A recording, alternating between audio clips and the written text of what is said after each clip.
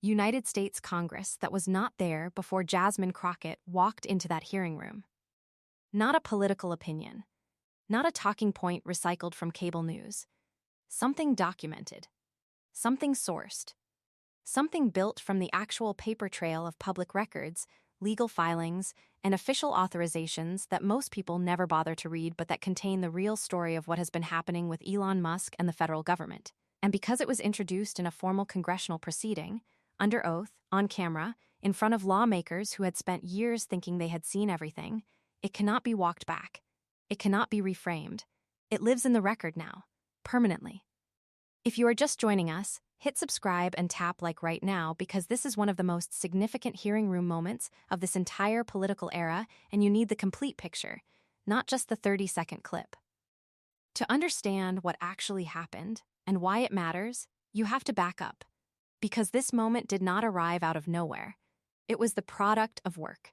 Specific, rigorous, unglamorous work that most people never see, and that almost nobody in Washington gives credit for until it produces a result so undeniable that the room goes quiet, and even the most experienced people in it have to stop and process what they just heard.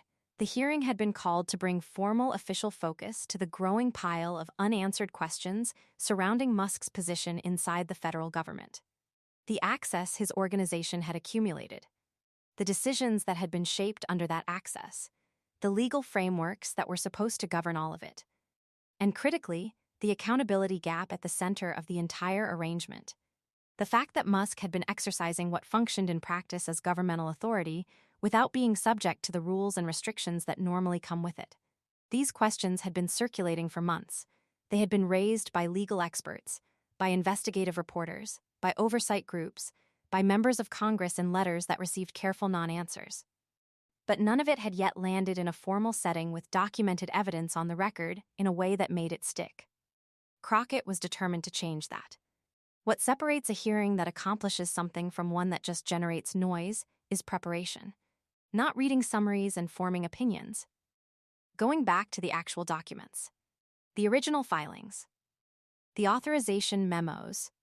The specific paper trails that tell you what actually happened versus what someone later claimed happened. Finding where those two things diverge. And building questions around those gaps that force them into the open. On record, where they cannot disappear. That is what Jasmine Crockett spent years doing before she ever ran for Congress. She was a civil rights attorney. The real version, not the movie version. The one that spends months in discovery finding the 3 sentences that matter inside thousands of pages of documents. The one that represents people whose freedom and basic legal protections depend entirely on whether their attorney did the work more thoroughly than the other side. That background does not just give you knowledge. It gives you a method. Start from the documents. Build outward. She brought that method into the Musk hearing. The room was not ready for it. Musk's position within the federal government had been constructed with deliberate legal ambiguity from the start. He was not a government employee in any formal sense. He held no Senate-confirmed role. On paper, he sat in a private citizen category, designed to keep him outside the accountability structures that govern federal officials. But in practice, his access to federal systems was real. His involvement in personnel decisions was real. His influence over government operations in areas where his companies had major financial stakes was real. The gap between his formal legal status and his functional operational role was enormous. And it was not accidental. It was the architecture of the arrangement. Keep the authority. Avoid the accountability. This had generated serious concern among legal scholars, ethics experts, and oversight organizations for months. The concern was legitimate and well documented. But concern sitting in law review articles and watchdog reports does not carry the same weight as evidence introduced into the congressional record under oath. Crockett understood that distinction. She had spent her career understanding exactly that distinction. And she built her examination around closing the gap between the two. The first thread was access. Not access in the general sense that had already been reported. Specific access. Specific systems. Specific instances with specific dates and specific authorization questions attached to them. She named systems. She cited documented entries. She asked about the precise legal chain of authorization that was supposed to justify each one and whether each step in that chain had actually been followed. The specificity was itself a signal to the room that this was not going to be the usual back and forth of political hearing theater. When you ask that specifically, you are either going to get a specific answer or you are going to get an evasion. And an evasion on the record next to a specific question is itself an answer. The response she received stayed carefully inside the strategic ambiguity that had defined the arrangement from the beginning. Crockett noted the evasion without drama. She noted it precisely.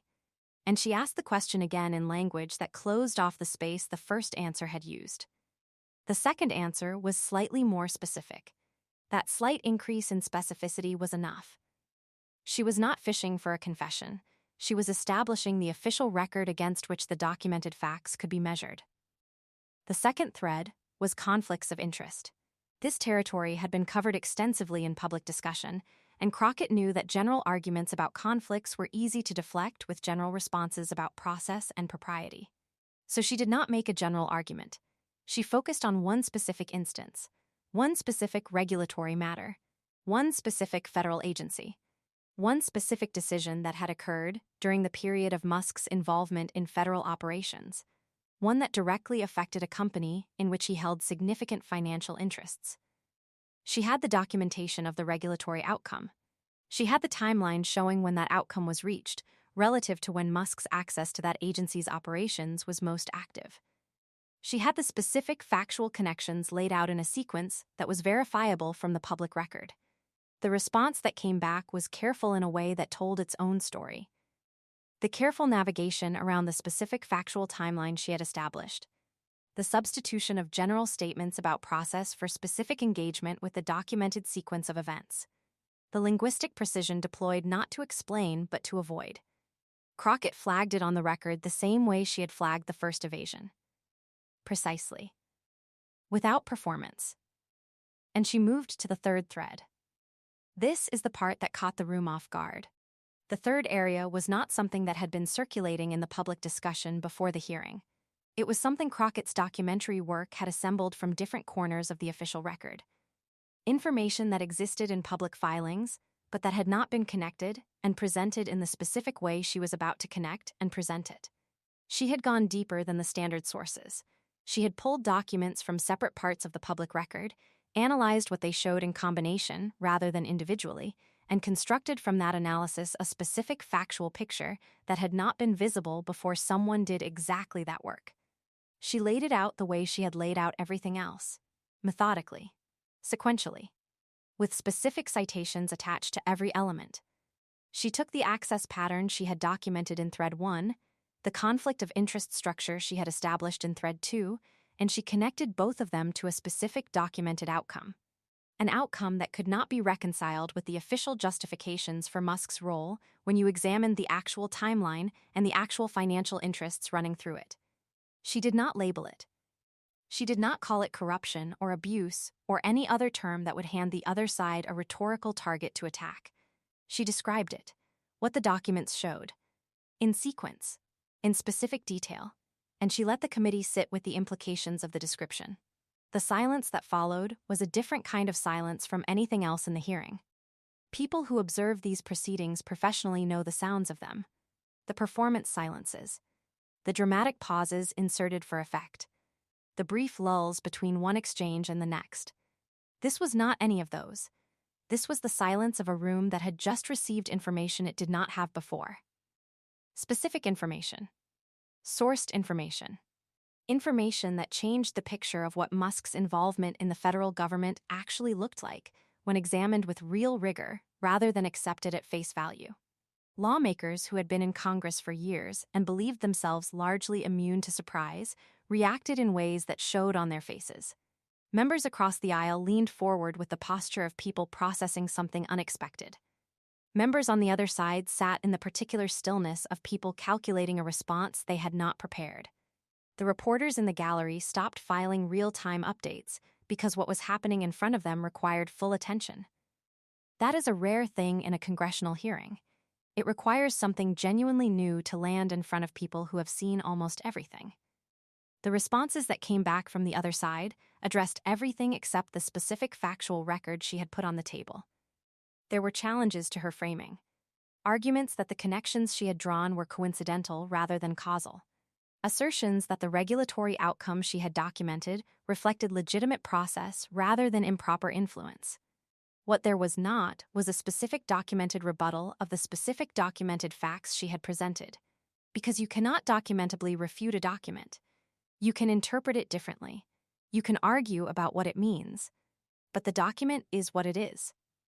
And the documents Crockett had introduced into the record were what they were. She engaged with the substantive challenges and declined the subject changes. That is a skill that looks simple and is not. In a hearing environment where the clock is running and the other side has every incentive to burn time and redirect attention, the ability to tell the difference between a response that genuinely engages the substance and one designed purely to consume space and change the subject, and to handle each one differently in real time, is one of the things that separates a hearing that accomplishes something from one that does not.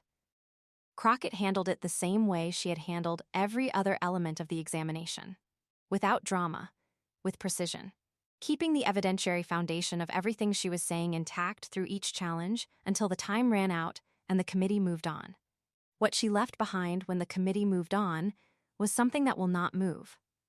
The specific documented picture she had assembled and presented, the access, the conflicts, the specific instance connecting both in ways that the official narrative could not cleanly account for, was now part of the permanent congressional record, introduced with specific sourcing. Subjected to challenge. Survived the challenge. That is the difference between a moment that matters and a moment that trends for a day and disappears. This one matters because it is in the record now, and the record does not reset.